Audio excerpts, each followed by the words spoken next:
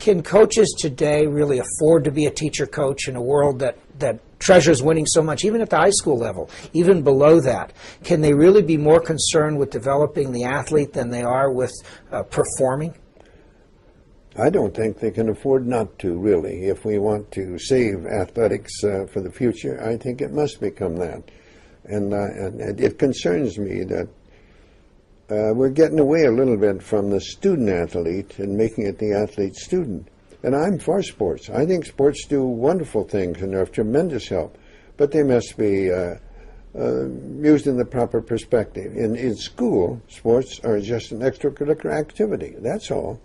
Now, I'm not talking about professional sports. That's a different thing where they're making their living out of it. But I think that coaches in schools, at whatever level they are, they're teachers. Now, of course, people can say that's not that hard for you to say. You won 10 NCAA championships. You were a winner all your life, so you were able to integrate the two. In what way did your attitude about being a teacher affect the way you went about preparing your athletes? And did it impede or did it enhance your ability to be victorious?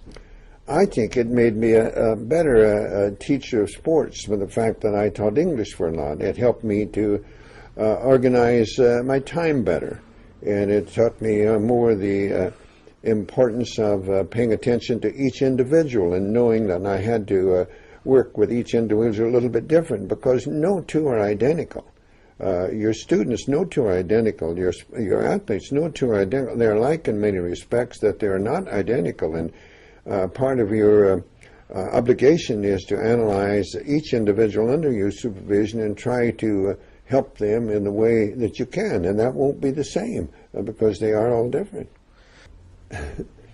Amos Alonzo Stagg, many years ago, but one time the University of Chicago was a power in football, and Coach Stagg was there, and after one very successful season from the won and lost point of view, and that's what most people consider a successful season is concerned, a reporter said, well, is this your most successful season, Coach? And he said, I won't know for 25 or 30 years. And I think that's the way it should be.